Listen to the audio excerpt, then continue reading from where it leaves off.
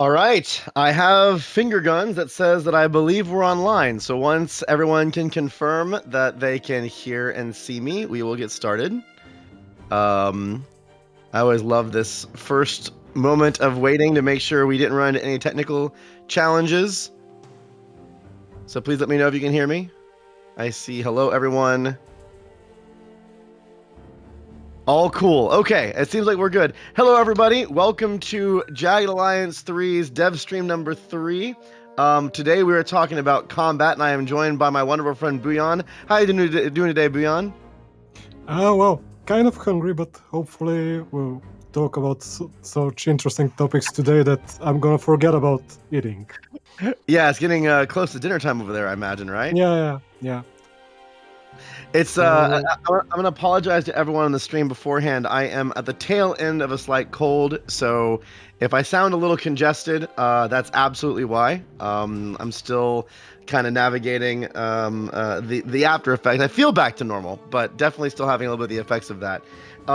It's going to be an exciting stream today. We have a lot to go through. Buyan's going to be my guest for the whole time. I know in the last couple streams, I think combat has come up more than any other topic, right? Like this has been the thing that we always talk about. So today we're dedicating the entire stream to talking about combat. We're going to be showing some live gameplay. We're going to be doing a number of topics from the dev diary. We got a lot to show, but I have a really cool thing to show to start. I'm not sure if everyone saw this announcement. I'm sure most of you did.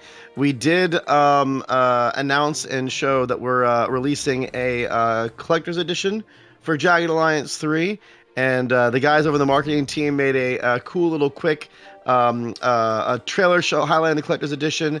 So I think we're gonna go ahead and it just came out, like it just was done like a couple hours ago, so it's relatively hot off the presses. We're gonna go ahead and show the collector's edition trailer here before we get into the combat topic, and just get everyone a chance to see kind of what we're working with. So if Simon's ready, we're gonna have our tactical edition trailer played, and hope you guys enjoy. We'll get that started right now.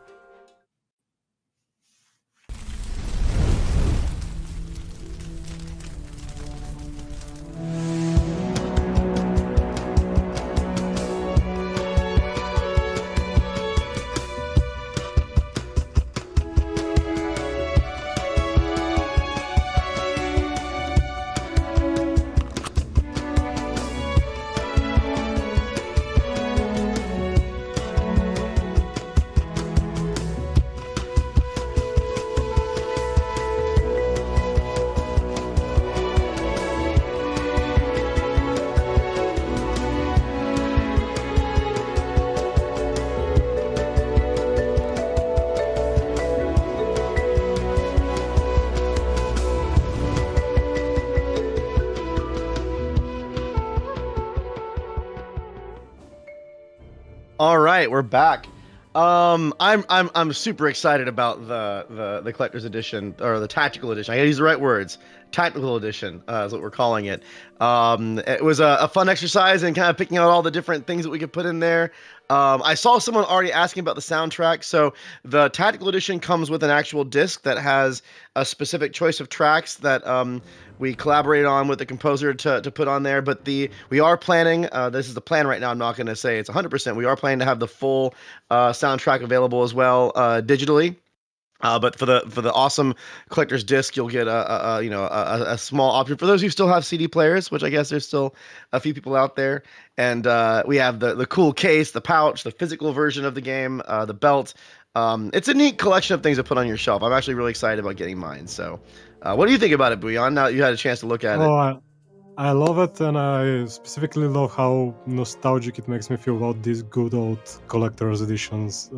The big box and all of the physical stuff there, the cards for all of the mercs, those with each individual cool quote for each merc. That's really gonna be awesome. And also the box itself, it's really nice looking and actually useful. So Yeah, it was amazing. we actually, when we were coming up with the concept of this thing, we drew inspiration from some of the in-game elements that we created with the in-game kind of case that you have for your inventory and character UI. So there's a little bit of tie-ins there when it comes to what we did on the game side that I think is pretty neat. Yeah. So what will happen if you have a game CD with a CD drive? Oh yeah, the technical edition comes with the digital code as well. By the way, you aren't forced to use a DVD drive to install the game. So absolutely, that's not a that's Yeah, funny. find your old Yeah, PC that you. we're not going that retro. Hey, by the way, if you decide to buy the cool fancy tactical edition, you better have a drive in your PC. That's the only way you can play it. No, no, no, no. Don't worry. You can still download it on Steam. So yeah, keep an eye out for more information on that and links on when it actually goes up. I don't think I haven't gotten word on exactly when that's going to be happening, but it's super exciting and we're glad to see people are responding positively about that. Yeah, I had disk drives in my machine for longer than most, but the last two rigs, I just was like, I would love to say that I still burn CDs every once in a while, but who does, right? It's all Yeah. Spotify and Pandora and streaming services, so eh. Haven't had a DVD player for probably 2 or 3 machines already. So long time since I was able to actually play a physical. Yeah, absolutely. Well, let's get into the topic of choice today. And if you haven't read it, and I think it's actually or it was on the screen a little while ago, we have the our Dev Diaries post. You can get more information and the about the game and read all the different dev diaries and interact. The Combat One dev diary that we posted earlier this week, that had like 2+ pages of comments pretty much right away. So there was a lot of conversation going on very quickly on this combat topic. I think people are kind of interested in it.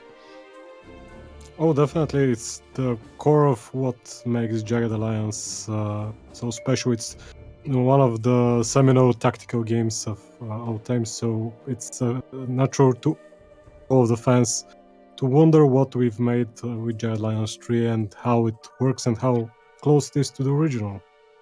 Oh, look at Home on the quick posting the link there. Thank you so much, Home. Yeah, I think now, and this is what we talked about right in the very beginning. Combat is one of our core pillars. It's something that was really important to us. Well, I love how all of a sudden chat has devolved into talking about disk drives and 3-point-inch floppy drives. It's wonderful. I still remember my 3.5-inch floppy drives for was it Doom 2, I think, that came with 6 of those things. I remember back then installing it, I'm like, 6 3.5 drive. How big can a game be to need 6 discs? How things You, changed. I don't know if you've pirated any games of way back then, but when we No, had no, no, no, of to course not. power No, no, never, games never. then, when the middle diskette or the middle CD got damaged, it was how to go back and actually try to reapply the on another disk, burn another DVD or on another disk drive, and get it back and try to restore the archive. And it was fun times. Yeah, it was fun times. All right. Anyways, I'll stop being distracted by chats. Walk down memory lane. But yeah. So the let's first talk about I think, what is important to us when it comes to Jagged Alliance feel. Like what's critical to us in that. Oh, ultimately, we've talked For about. combat, I say, sorry. So the combat is like if the characters are like the heart and soul, the spice of. I think the core combat is like the main course of the game. It's what gives you interesting choices, meaningful challenges, and that makes them very gritty to play. I really liked the way he talked about one of the feelings we wanted aside from like the simulation style of combat, which is super important to us, is that a little more precise control over each character's actions and how they move and attack and engage in a space.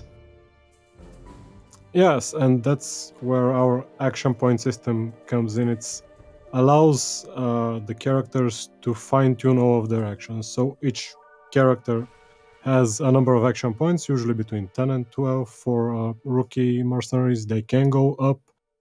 You can lose action points because of, for example, low morale. But ultimately, it allows you to fine tune how long of a distance do you want to travel. when you go and try to take a shot, do you want to aim, spend more action points on making sure that this attack is gonna come in? Do you want to take a more defensive position? So use the stance mechanics to spend some action points to take cover from ranged attacks.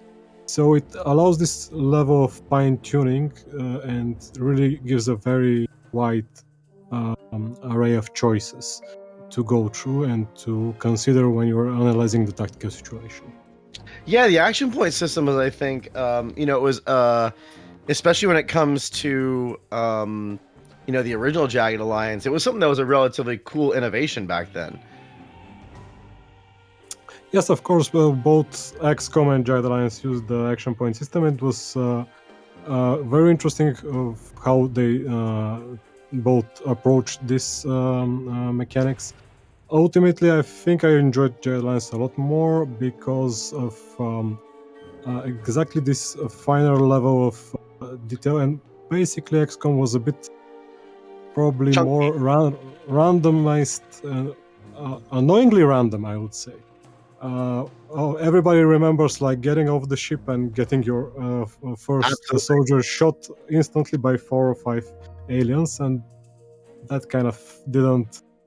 I didn't have a good variety of choices when a mission started in XCOM. While Jagged Alliance always feels like it gives you this kind of choice and how to approach a situation. Make sure you use your the arsenal of your mercenaries, what they can do as abilities to make sure that you are approaching the situation properly. Yeah, I definitely agree, and I think there was a granularity, like we talked about in the dev diary, like the action points we're talking about. Beginning characters have 10 to 12 action points, and that actually can range up based on skills and XP level and other kind of perks. So we're talking a range of points where you actually can distribute them to do different things per turn. And I always felt the XCOM action system was a little chunkier. Like you could do a couple things, but you weren't getting that kind of extra layer of decision making when it comes to the precision and the Yeah. do you run and then shoot and then go undercover, or do you shoot 3 times, or like don't get me wrong, I love XCOM, and I played XCOM 2 specifically quite a bit, as a modern version, and really have a lot of great things to say about it. But I think that there's a difference in the way that Jagged Alliance feels and the way that action points allow you to control your characters in the scene that is unique to the franchise, and something that I feel like we've captured. And from watching people, and I know some of you saw the previews that happened recently with some of the streamers and influencers, watching people play it, I think that the way they're approaching combat reflects that. So I think that's kind of nice. Yes, and again, the wide array of choices is really what we were after.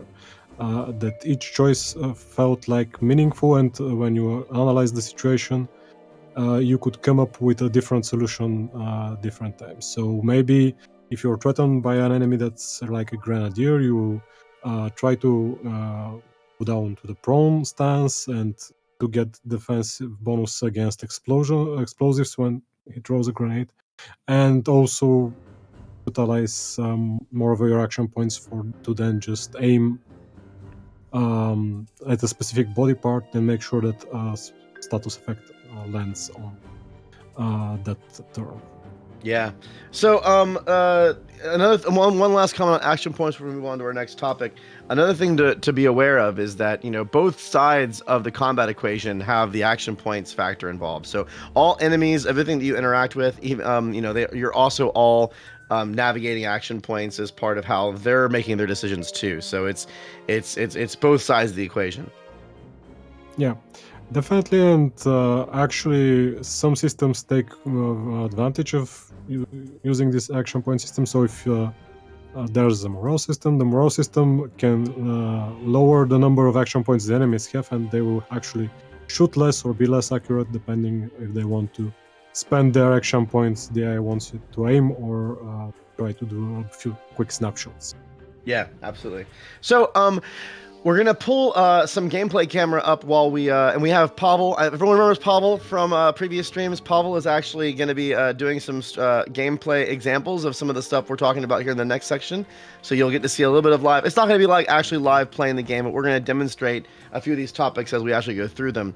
And the next thing we want to talk about is stances. So stances is another thing that's really important to Jagged Alliance, and it really is a critical element of how players or how characters move through the environment, how they set themselves up for shots, how they. I think stances is actually, in my opinion, one of the more defensive elements of combat because it really can determine how you put yourself in a safer position when you get into certain circumstances. So, I mean, stances are a big aspect of how you navigate your combat spaces. Yes, it's really related to how you analyze the tactical situation and defines how you want to approach different spaces. So, for example, in the modern XCOM type of games, you usually only try to judge cover. There's cover. Well, the space in Jagged Alliance is available to you because you can use the stances like crouching and going prone to get a defensive bonus. And this really opens up the entire space for experimentation and trying to use different approaches. Yeah. The crouch stance gives you some defense against ranged attacks, while the prone stance gives you even more. However, you get to be more vulnerable to melee attacks, so you have to see if there are enemies that are gonna attack you in melee. If they catch you in the prone stance, you're gonna have a tough time. But there are also other bonuses. For example, as I said, if you're prone, you get less some damage resistance to explosive. It's not Yep. gonna save you, but it might be enough to keep you alive for another turn and get another shot. So it's important, and this opening up the entire space to use is very key in this aspect. Yeah, I think right now we have Pavel, and thank you for your keen Vanna White demonstration by pointing out some of the difference. If you look at the screen right now, and you can see on the lower part, he's kind of going through the different stances. It's a relatively cheap action, so usually it just takes an AP or so to change your stance. Obviously, if you're going from standing all the way to prone, it takes a little bit more. And I think in this situation, Barry is right behind a cover object, and if he goes into his stance, it completely changes his hit profile. This actually goes into something we're going to talk about a little bit later, even when it comes to like which body parts you can hit.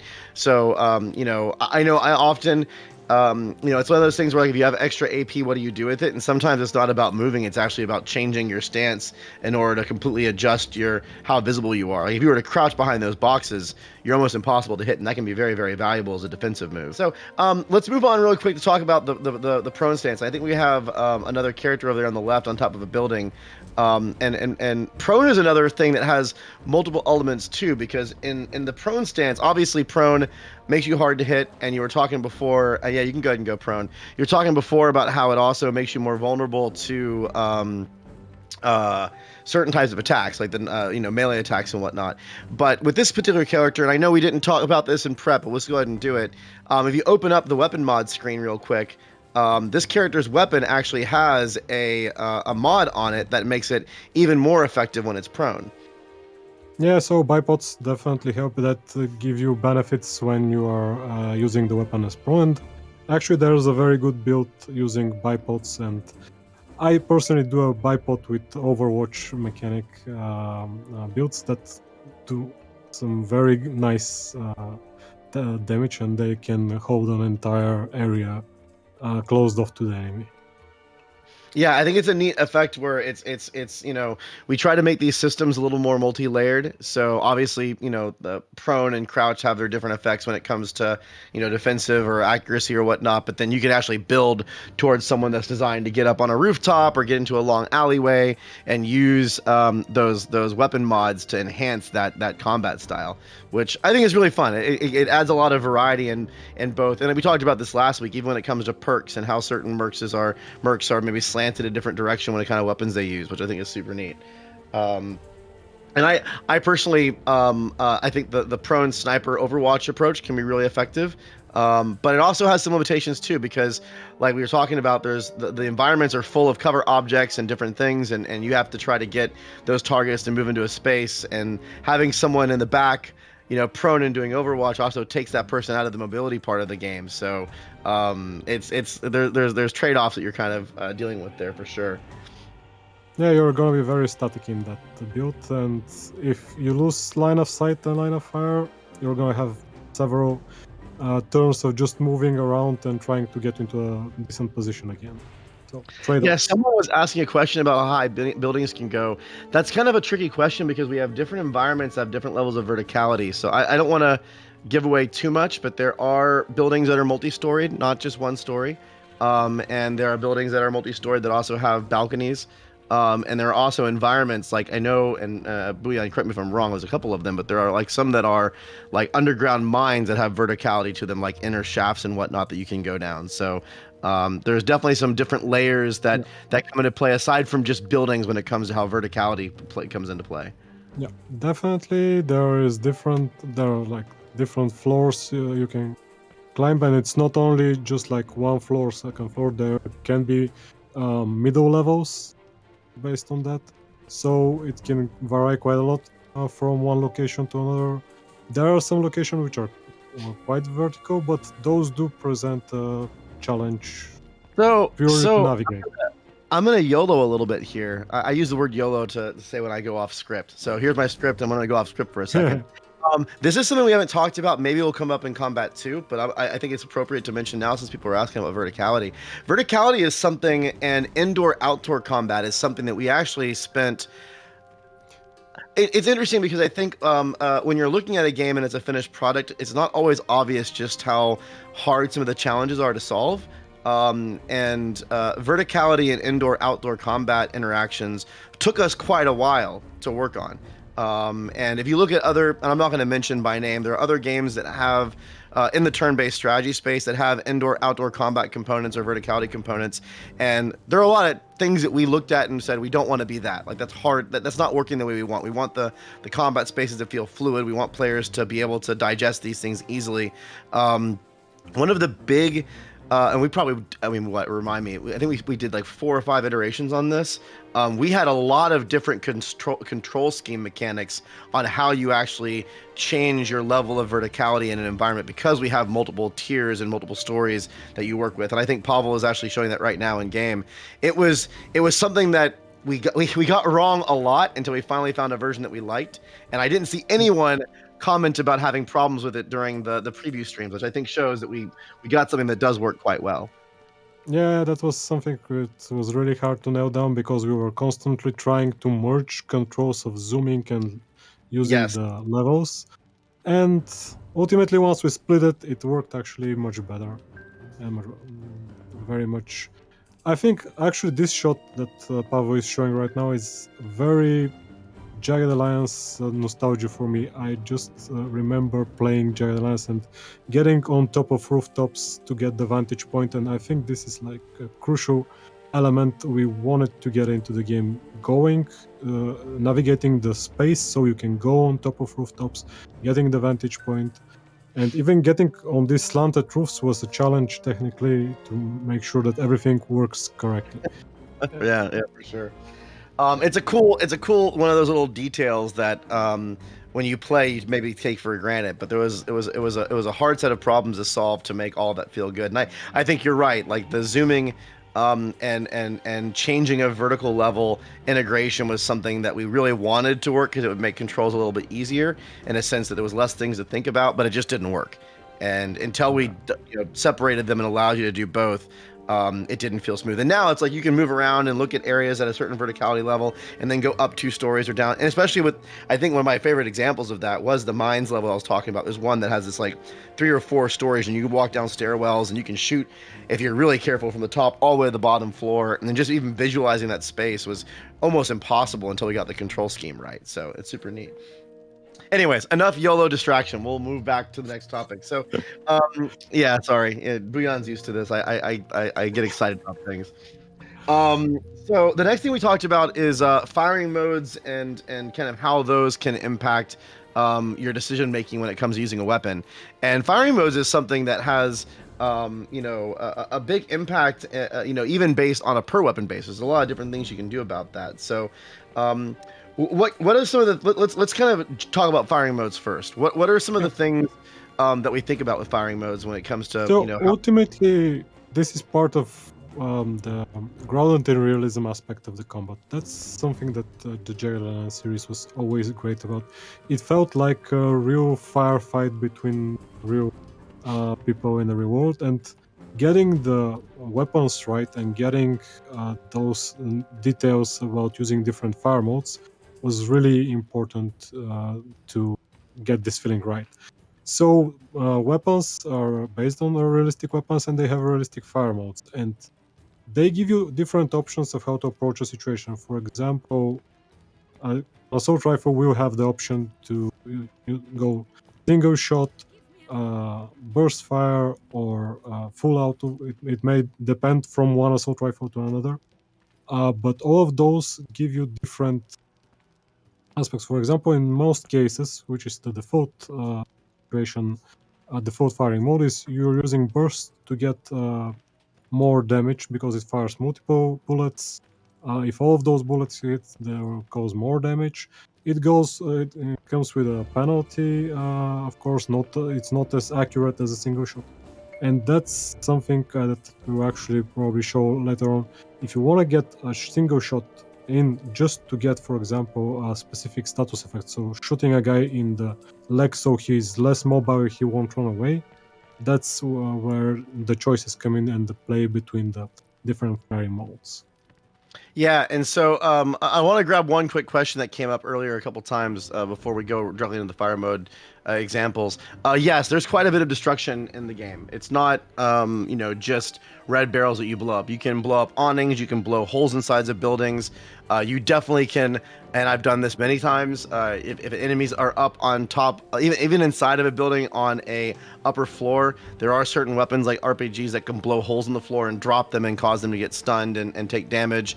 I've been shot off of of an Overwatch position before, so grenades can damage things. I think there's even like certain I'm not going to talk about this too much yet, but there's extra effects that can happen with grenades on certain types of objects aside from just blowing holes in things. So there's quite a bit of destructibility more than just shoot a red barrel or blow up a cover object. It's more deep than that. And there was a decent amount of effort put in to trying to even make that make sense based on material types and impulse and damage types and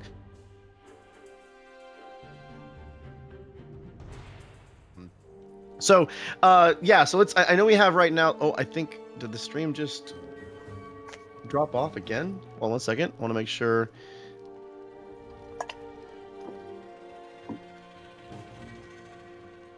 Okay, I think we're back. It survived.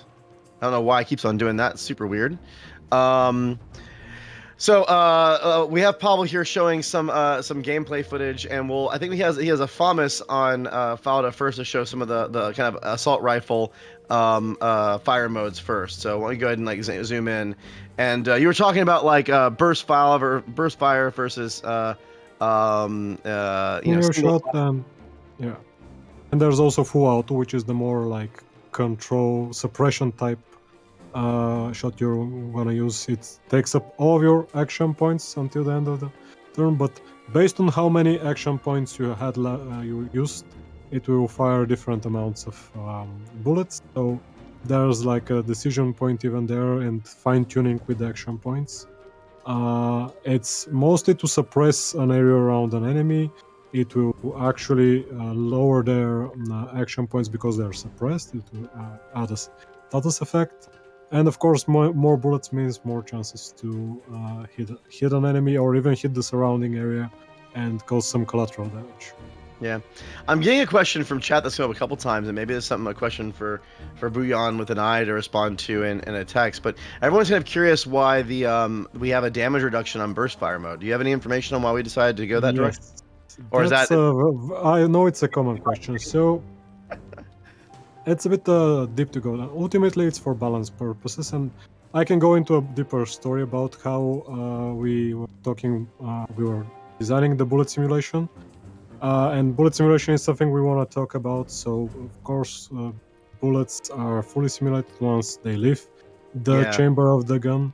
And there were many possible approaches to take with automatic weapons because it's very easy to do the gameplay around single fire weapons, but auto fire weapons always cause a problem. Having a lot of bullet at the same time can cause drastic effects. So ultimately, we tried several systems in a row. We tried a system that simulated every bullet.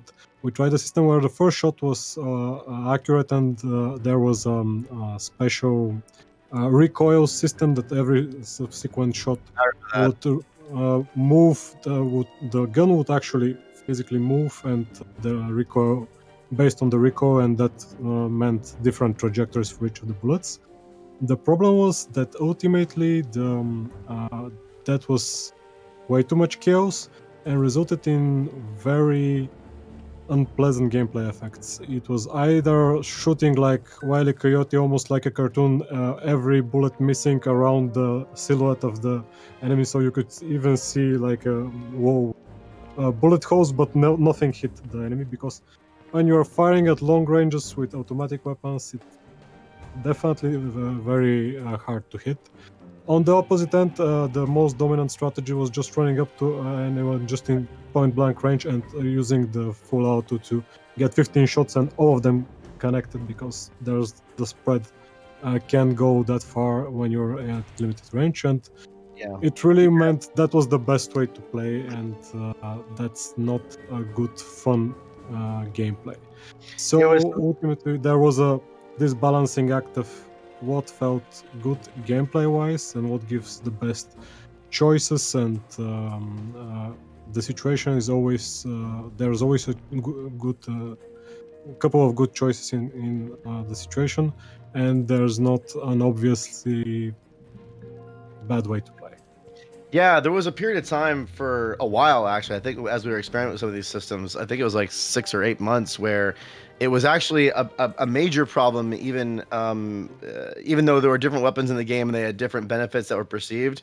I remember many builds where if you actually let yourself play as a real player, not as a developer, you just pick rifles and burst fire everything to death. Like it was by far the most effective strategy, and Yeah. we tried a number of different ways to balance it, but you'd sit there and go, yeah, I could use like assault rifles were more effective than machine or than shotguns in close range, and it just wasn't right. Like there was different challenges there. So Yeah. And even the original Jagged Alliance struggled with that. I remember many cases where just walking up to an NPC, the conversation goes bad, and heroes going first and just burst your character instantly down because you're right next to each other, and yeah, all of the let's bullets. some people are thinking that we made it neutered. I mean, it definitely still is effective. It's not like we took the legs out from under it. It was just trying to make sure that, No, and you're not wrong. It doesn't. I mean, it's always tricky in games like this because there's a balance between realism and fun, and you definitely want as much of the simulation aspects we have in there. But you can. It's if the game turns into being an unfun experience for most players. I think there's probably a segment of player bases that really want every single thing to be exactly as real life. Like you get shot in the shoulder and you bleed out right then and there. Like, and that's it makes sense to have that fantasy, but it's also something that we want to bring a little bit of a balanced game experience. So it's tricky.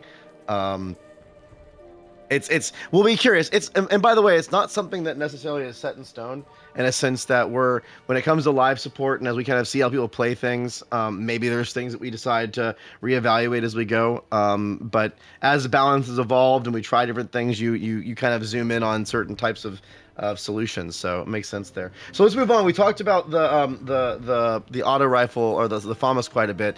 One of my favorite things to do, especially with certain characters, is the shotgun aspect. And by the way, these aren't even all of the fire modes. We're just talking through a couple of them. So we have a character over on the side that Pavel has set up with a shotgun. I think it's Steroid. And there's different types of shotguns, and different types of shotguns even have different types of alt fire modes. This is the one that I like to use myself, just because I think it's satisfying. So with the shotgun, you have like the normal, you have two shells in the chamber, and you can shoot one. But there's also that, and I think the camera's back up here in a second. There's the I'm waiting to see if the gameplay camera comes back up. I'm waiting for Simon to say yes, we returned it before I keep going. But anyways, so on the shotgun side, you have the double barrel shot, which I think is a lot of fun, where you can just sit there, load two shells, and then blam, hit someone with one shot. And I think that's really fun to do. I get a thumbs up that we have the gameplay back on there. Yeah, the double barrel shot. I think it's just super satisfying. I think we actually showcased it in one of our trailers, partially because I just think it's a really cool effect. And I don't know if Pavel, you want to go ahead and just shoot this guy. Hopefully it yeah, well, there you go. And usually it's a crit shot too, and you kind of shot the guy in the, I'm gonna just say in the lower half of the body, so that definitely looks cool. But it's just a satisfying effect, and it's also kind of exposing because you have to do the full reload afterwards. But the shot is a fun thing to do. Yeah, and actually, it's of course what you're talking about, different shotguns. While I love the double barrel shotguns, I like the automatic ones more because you can do a burst with shotguns, and Yeah, true. That's quite amazing too.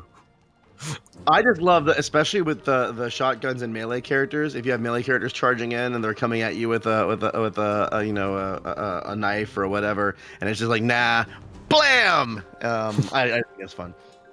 Yeah. And the last of the shot modes we're going to demonstrate here is the double or the dual wielding, which you can dual wield different weapons. Right now, I think we're just showing dual wielding pistols with Fox. But dual wielding is also a fun thing that changes a couple different factors. Pistols by themselves also just have some cool mechanics, like the run and gun, which is something that I really enjoy with pistols, where you can move and shoot at the same time, which was a neat way to kind of relocate and also do some damage that as an advantage for kind of the lighter weapons. I really like the mobile shot. But we're talking about dual wielding here. So when we go to the pistol here, you can see like well, I'll let Bouillon explain it. What are the different things you can do with dual wielding?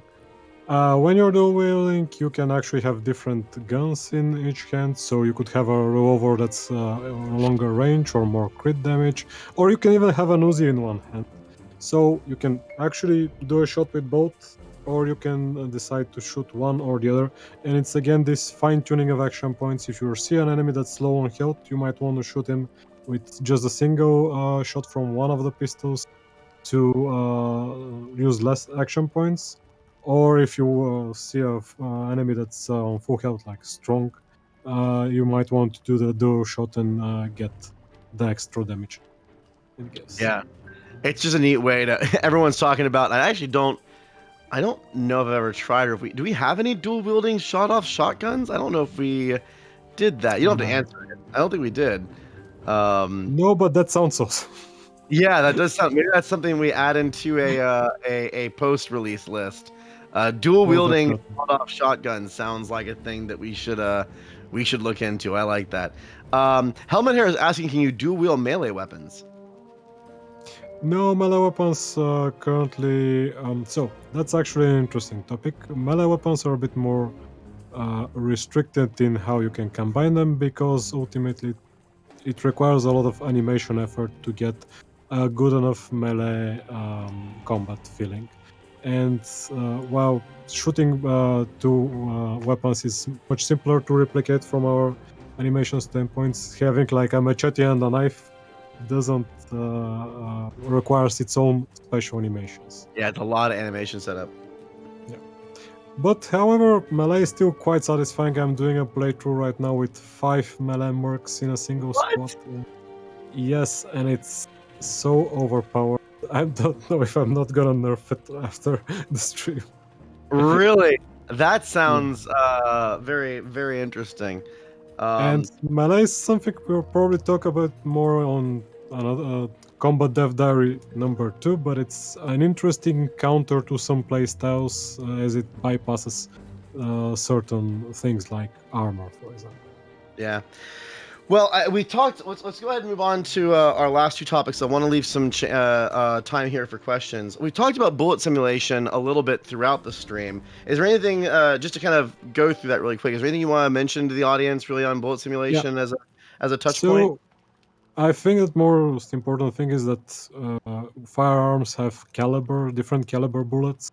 There are different types of bullets as well, and the power of the caliber determines their penetration powers. So they can penetrate. They can penetrate through objects, walls. They can destroy objects, and they can penetrate between multiple enemies. So you can definitely have a high-powered sniper rifle and go through three enemies like a single bullet doing three headshots. I'm not sure anybody's caught it on tape yet, but I think it's quite possible. So that's definitely ways to use the bullet penetration mechanic to your advantage. For example, a character with a high-powered rifle can use another character as a spotter and try to shoot somebody from uh, behind the wall. Yeah. You can try to destroy cover, which is actually shotguns are quite good at destroying cover, which basically opens up enemies for easier attack from other characters, and this really allows for a variety of different tactical approaches. It gives Yeah. again this level play around with the location, the level, and the environment to try to find the best way to defeat the enemy. Yeah, I remember there's this one mission, or this one, not mission, this one sector that has, well, there's a couple of them that are like this, but there's one that I have a very vivid memory of as a combat experience where it was all like shantytown walls, like everything is like thin aluminum or metal or whatever. And yeah, you're using it as cover because it's better than standing in the open, but you get shot through it all the time. And what I like about that is it does a couple of different things to the combat experience. One, you pay attention to what kind of materials you're behind and what kind of materials your enemies are behind. And you may use things like shotguns or grenades or RPGs to blow up that cover. But it also means that you have to be mobile. And it was something that we really wanted to do with the combat experience. We didn't want, in my experience, there's a number of turn-based strategy games, especially ones that have gunplay, where it's not uncommon to kind of slow walk your way forward. Because you can kind of get a firing line and you can kind of sit in those cover object areas and relatively be safe as you kind of deploy your weaponry. And we really were experimenting with a lot of these systems from materials to melee to run and gun. All of these were designed to, not all the time, but more to add that extra layer in where mobility and changing your position and making the combat more fluid is part of the experience. It's baked into the way you approach your combat and your tactical situation. So I felt like when we added that feature in and we started having those penetration options, it's like, oh my gosh, I have to decide how long I can stay behind this. I can't just sit here. And I may, if the enemy has a guy with a high penetration gun, this may not be the place to sit, and I can only I have to keep changing. So I find that not just the element of realism and being able to make those decisions, but it does make the map and your combat space a lot more dynamic. And I personally like that. I think it's a cool aspect of Jagged Alliance's combat feel. Yeah, and again to highlight just the variety of approaches. I, I, Sorry, Helmet made a joke. I'm just laughing. so just to highlight the variety of choices, I do know what sector you mean.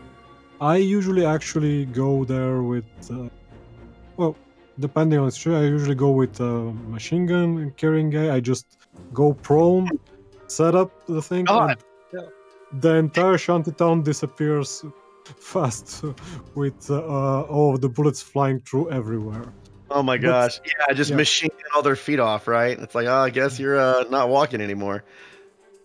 Yeah, it's very interesting to have this variety of playstyles and try different approaches. And that's ultimately my dream is that people will try and analyze the different locations and try different approaches and compare even how they went about a difficult combat. Yeah, and it's the challenge of turn-based games. You know, all of us hopefully in chat are fan of these types of games, and it's something that every turn-based developer always has to wrestle with, which is, the games can become repetitive because you kind of figure out how to play them and you figure out how you use your particular weaponry in a particular tactical situation that is relatively widespread, and then there you go. It's like a two or three solution mechanic. And I'm not saying that we got it perfect, and obviously we're gonna, react to how, we get feedback from the fans, but it was a very big focus point for us to add some of that dynamic simulation fantasy kind of like. And I love how Bouillon, your this is a good example of this, right? If I can do an all melee run, what does that turn into? Well, that may be overpowered, but the fact that you try it and there's options there and it changes the game flow, I imagine it's a whole different way of playing, and that's its Oh, own set. definitely. It requires a lot more player knowledge to just knowing the game well to make sure that you set up everything correctly. It's Yeah. very, it it definitely cuts through everything like hot knife through butter, but you have to be able to know which traits to combine, how to position your characters, how to approach different situations, so line of sight breaks and enemies can't shoot you down constantly. So it requires a lot of player knowledge about the game. Yeah, and Marcus brings up an interesting point. Definitely, civilian collateral damage could be had if you decide to go full machine gun pray and spray. That's its own consequences. Which maybe you're doing the ultimate don't care about civilian run. And I saw someone else ask. Let me grab it from the question. Oh crap! I'm on my wrong computer. Let me grab one of the questions. Someone asked a question about this is on topic here. Can you shoot anybody? Yeah.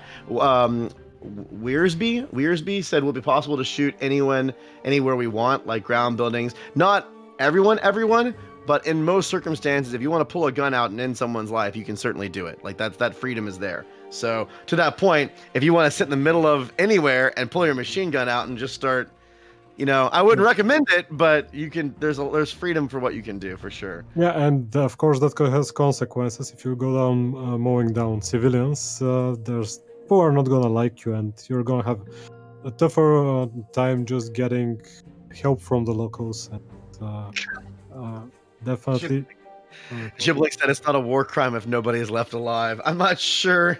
I mean, no eh, spoilers. No spoilers. yeah. eh. And Deuce Love, yeah, I'm glad you're liking this stream. I'm not going to accept payments in the form of diamonds for a closed beta question answer. A lot of those things we have to answer collectively at the right time. So at the moment, we don't have anything to say about potential more open closed betas. I will say that there have been invite only betas that we've done behind the scenes with different expanded groups of people.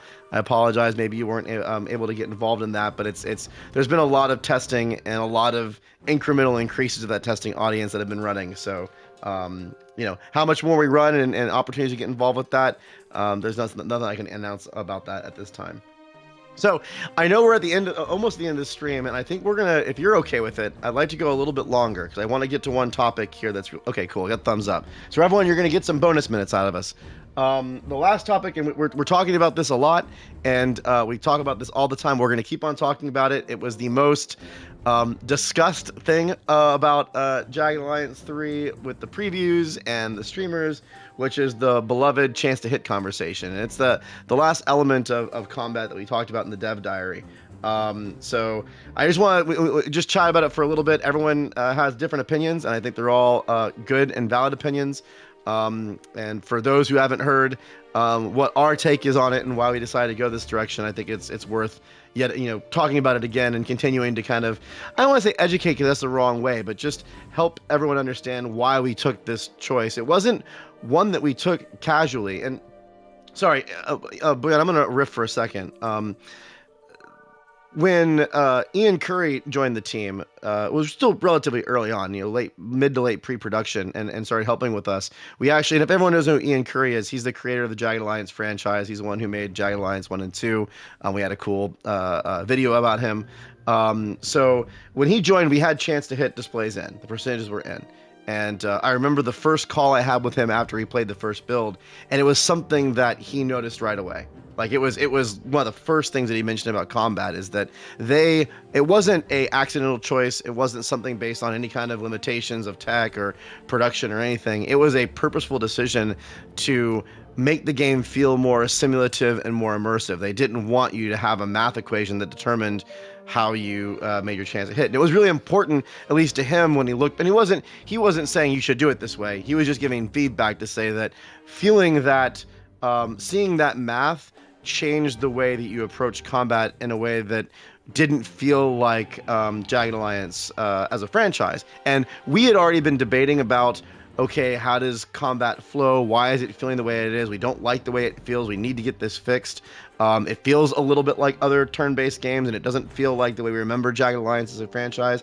And I think we already were discussing a little bit, if I remember correctly, Beyond. We had conversations about, should we keep this? Should we remove it? And then when Ian's feedback came in, and he's like, this is a big thing that is pulling me out of the Jagged Alliance mentality, it was like, all right, let's try it. Like, and we when we first even added it, it was we're gonna just try this thing. We probably aren't gonna like it. Like, this is a really risky move.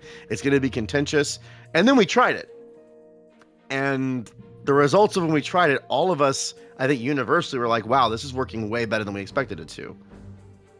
Yeah, ultimately, the hiding some of the information from the player, it makes you play in a different way. It's no longer all about solving the puzzle of how to make the best move here.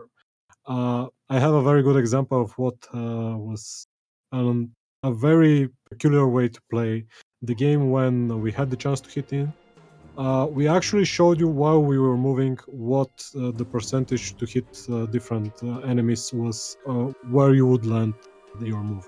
So ultimately, we had a lot of people in the company playing like a pixel hunting game. Which square is the best square that Right. I will get the Yep. best chance to hit that I can shoot twice, for example.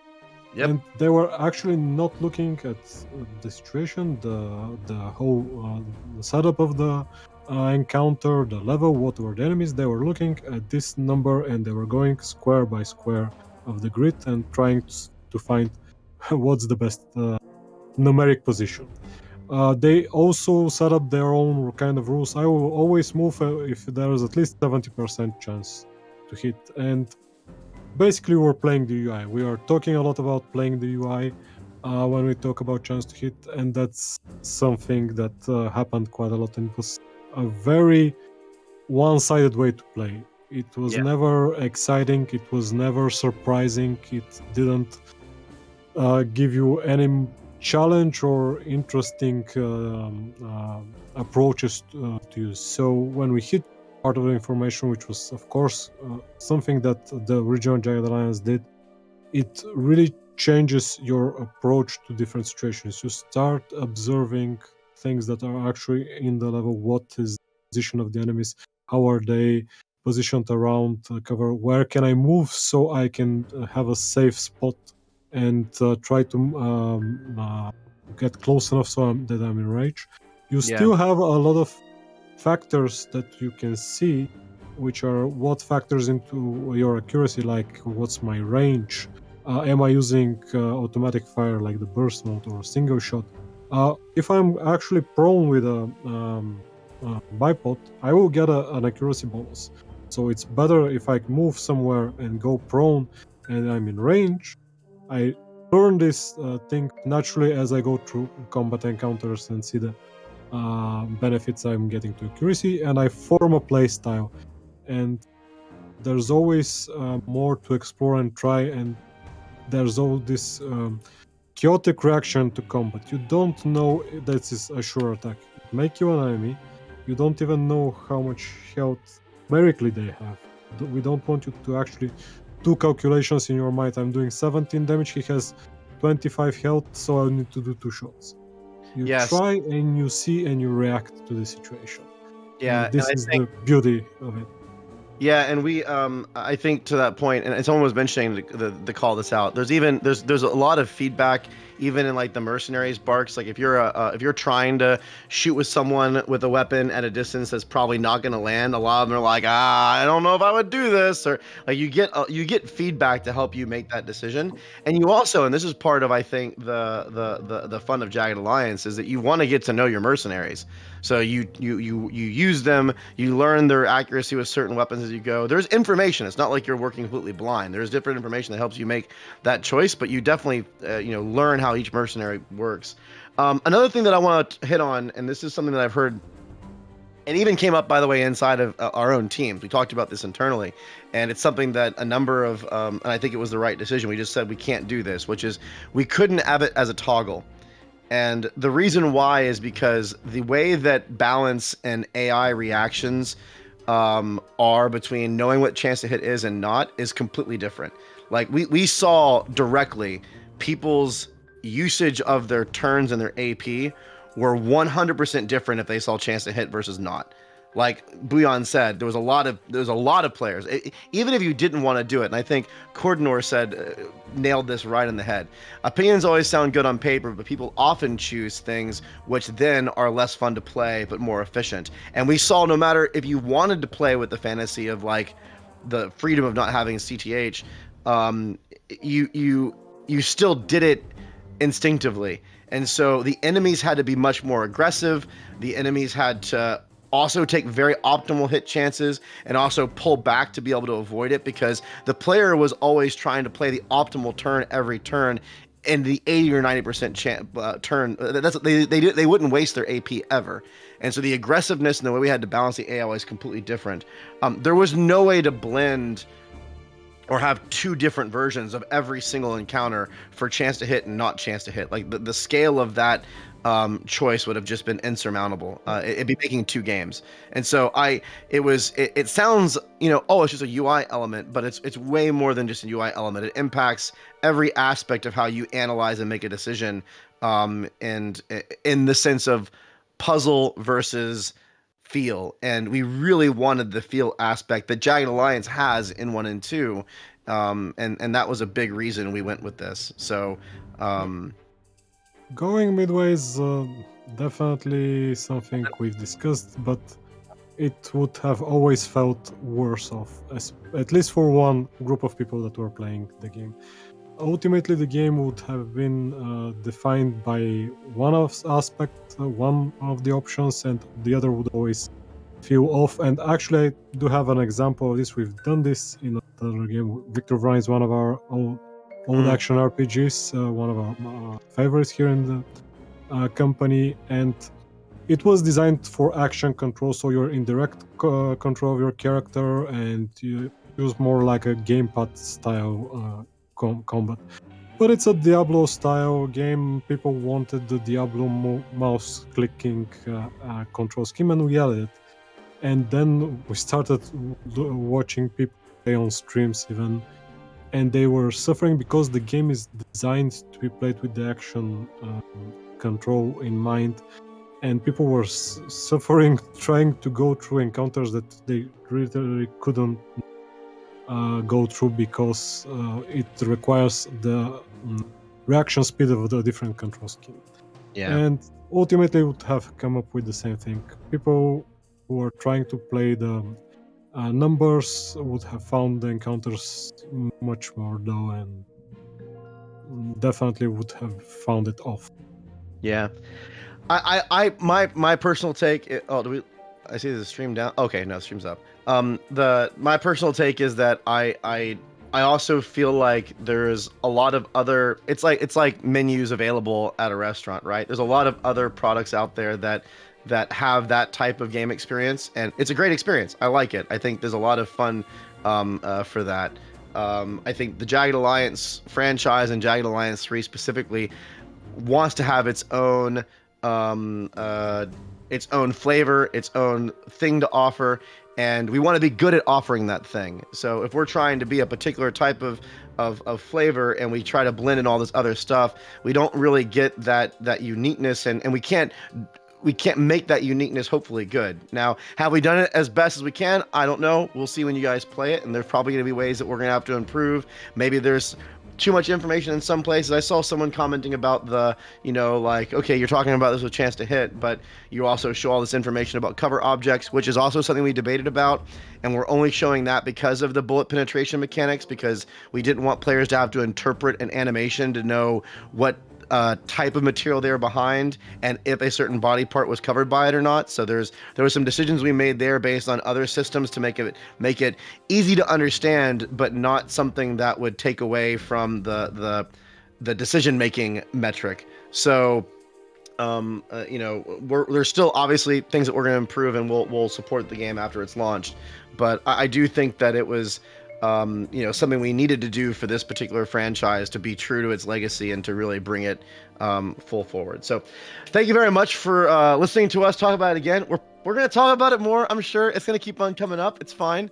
I'm hoping some people like clip these different segments so that they can, at least know what we're thinking, right or wrong. They know what we're thinking, and see that we're not. It wasn't a decision based. I saw one, and I'm not going to call out names. I saw one person saying that the reason why I removed it was a conspiracy, and we didn't have the development time to do blah blah blah. And I'm like, no, that is nothing.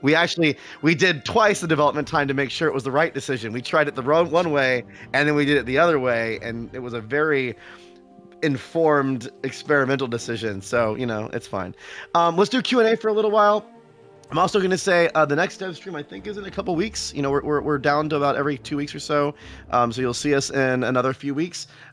We are planning to do another t-shirt giveaway on the next stream. We'll post more information about that. Maybe we'll change the way we do the giveaway. There'll be a way to get into some of them through our social channels. If you haven't checked on social, we have social for for Twitter. You can follow the thqnordic channel. We have Discord. We have our awesome community site where everyone's debating and talking, and we're learning a lot from the conversations you're having. So please join in.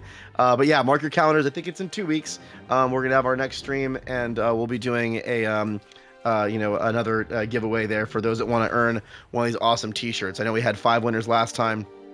Should be a lot of fun.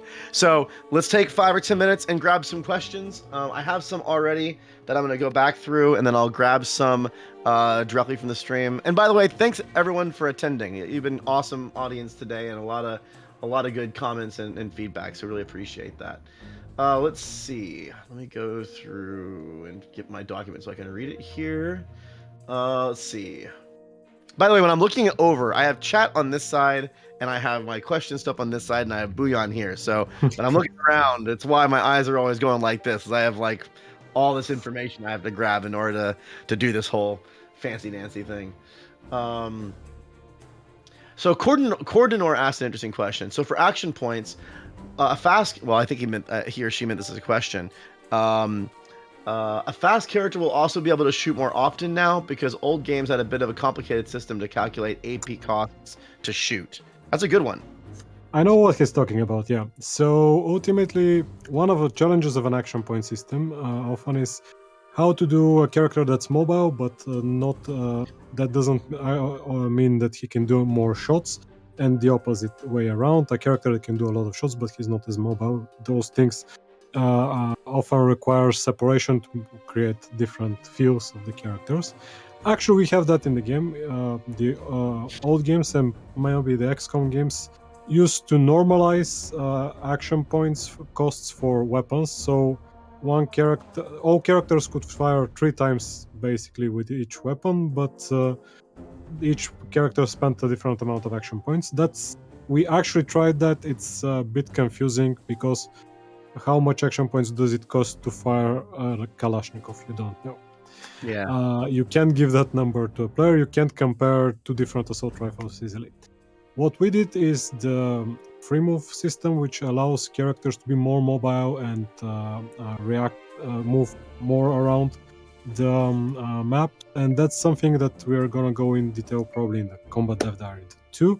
But ultimately, there are characters who are specifically more mobile and can move around a lot more than characters which are less mobile. It sometimes depends on equipment as well. If you get heavy armor and a heavy machine gun, you're basically losing your free movement. So it's based on this free movement mechanic we are using instead of the normalization that older games used action points. Yeah, I really like the freemium mechanic. It's something that I take for granted, and yeah, we should definitely talk about that in the combat dev diary too.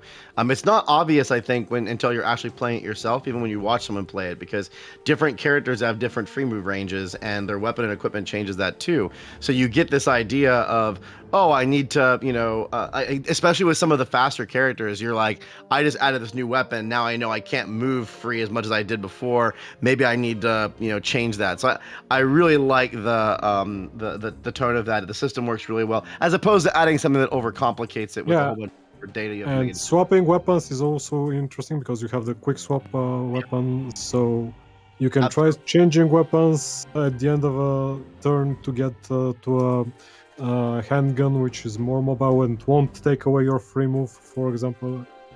So it's interesting, and specifically the melee build I'm playing is very focused on using Oh free move yeah, correctly. Because you can chain it with some perks that allow you to move quite a lot when you're attacking in melee. It's usually restoring your free move or getting extra free move, and absolutely. that's very interesting. All right, let's see if Build. I can grab a couple questions, and we'll do a little bit shorter answers, maybe, so we can get a few more in. So Let's Independent try. George, that's all good. We love talking about the game, so it's tough to be short when you're all excited about it.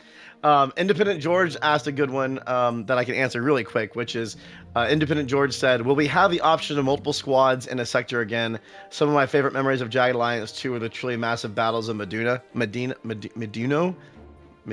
think it's Meduna, but I'm not sure. I never said it. Never said it out loud.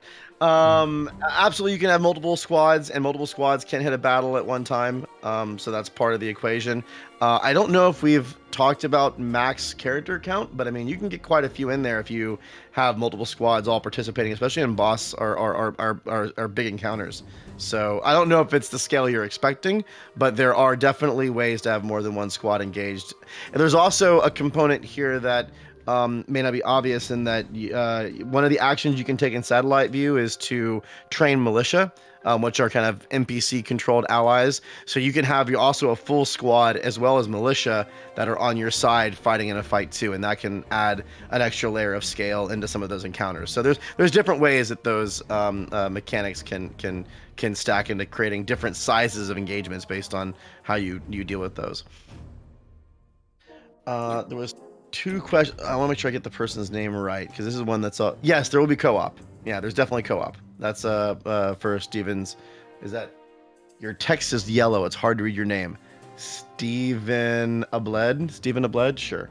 Yellow text is fun to read. So I think there's two more questions I want to grab. QB112011 said, "How does weather affect chance to hit, accuracy, and damage?" So we have both day-night cycles as well as different weather effects, including things like storms or dust storms or other things that can happen, and all of those affect a whole bunch of different things in combat, from weapon jam frequency to accuracy. Certain equipment may be differently usable or better in certain conditions. So the environments are very dynamic, and there's quite a bit that you have to think about when it comes to what weapons you're bringing and how you react to different weather effects. I don't know if you want to add a little more to that. Yeah, ultimately, there's a lot of different weather effects. It's their aim gameplay wise is to set you up in a different situation and try something different in gameplay in combat. However, for the Dynamic Cycle, you can actually even build up a team entirely trying to go through combats at night. You're gonna be more effective in stealth. You can use special gear to make sure that you hit better at night. There are perks like night vision, and there are equipment like night vision goggles. You can throw flares and light up enemies, so they're easier to hit, but you're harder to hit. So you can even use some of these environmental effects to your advantage and play around them. Yeah, And and that I'm sure that's gonna be something again part of Combat Dev Diary too. So Yeah, or maybe three. We'll see. It's maybe three. actually that's a really cool topic to talk about in two as well, because it was a system we kept on expanding to deal with that problem I was talking about earlier, which is how do we reduce the sameness of combat and having one strategy. So there's a lot of elements we've added in there that I think help keep that mix always changing. Yeah, I find everyone's surprised about co-op. It's on the Steam page. We're definitely doing co-op. You can play with friends. You can decide who controls which characters. There's obviously a lead person, but yeah, co-op's a lot of fun. I actually have enjoyed playing. My first co-op experience. I'm going to brag a little bit. My first co-op experience was with Ian Curry. So him and I played the game together. That was my first time. That was quite fun playing with him. So. Uh, Last question I'm gonna grab because I think this is a fun one, and then we're gonna call it. And I think Pavel is still in the background, so this one is he's famous for reacting to this one. Lysette said, "Jagged Alliance 2 is a really legendary tactics game. Were you guys nervous about making the sequel to such a beloved game?" I mean, the answer is yes. I think the answer is definitely nervous and excited. I know if you guys have seen that famous trailer, Pavel's like, "Don't fuck up," right? Like that was the big quote joke from that one video. I actually have in my bookshelf back here. You can't see it because of the green screen, but in my bookshelf back here, I have the Jagged Alliance 2 novel that was written a number of years ago, talking about the legacy of the Jagged Alliance franchise and how it impacted so many different things, and it was kind of required reading for the leadership of the team. It was it's something that we're very aware of. I think nervousness it's more humbled for me. You know, humbled to be able to touch such a franchise that people love so much. Um, I don't really feel like there's ever a way to completely go back to a legacy of a game that's that pronounced. I think our goal is to do it justice. And are we gonna do that perfect? Who knows? Are you guys gonna love what we've done with it? I hope so. I'm not gonna say that we're gonna speak for your opinions, but I think that we definitely spent a lot of time thinking and talking about what that legacy meant and how we best embody that with our decisions that we make. And it's like I know, Booyah, I'm gonna put you on the spot. You talk about this all the time. You, for a long time, now way before even this game came into the mind, you play Jagged Alliance 2 every year. I've played Jagged Alliance before I was a game designer, before actually even I started writing for computer magazines way back when. So it's a long time coming. I played I play it every year, and it's a dream come true. We've always wanted to do Jagged Alliance, and you can even see tiny inspirations in different games that we did in the past, specifically Omerta, which is a small tactical game we did, like a very tiny tactical game compared to what the production of our Jagged Alliance was. But you can see the unique characters and even the starting IMP type questionnaire at the start of the game to create your own character. It's Yeah. something that has inspired us for quite a long time, and it's great to be able to just hopefully do it justice. We'll see what the people Yeah, think. I mean, game development is hard. We've definitely been on this project for a while, and it definitely was a project that got, with the graciousness of thqnordic, the extra time it needed to continue to mature. And we did a lot of focus testing, and we've done, we've really tried to give it its time. We're really eager for you to play it, and we hope that it's an experience you enjoy. I know I enjoy playing it, but you're the ones we're making it for. So all we can do is hope that you appreciate the heart and love we've poured into it. We'll see how that goes when it finally comes out. And yes, Brian Duke, the boss fight book. I bought my copy off of Amazon a while ago, I think, or maybe their website. I can't remember. So. Everyone, thank you so much for spending time with us today. I know we went long, so I appreciate Bouillon's extra time, but there was a lot to talk about with combat. We were right, and everyone seemed eager for the information. So, hope you guys have a great rest of your week. Bouillon, thank you so much for joining us. Thanks for having me, and great to talk to all of you guys. Pavel and Simon in the background, thank you for all your work and help. And everyone else in the production team that helped makes all these streams possible. I know there's a lot of background stuff going on that makes this stuff work. We're all very grateful for your time. Oh, Pavel accidentally closed his stream, and now all the cameras are messed up. We'll just go to the B-roll cut while we deal with that. Thanks everyone very much. We will talk to you next time, and take care. Cheers. Bye. Bye bye.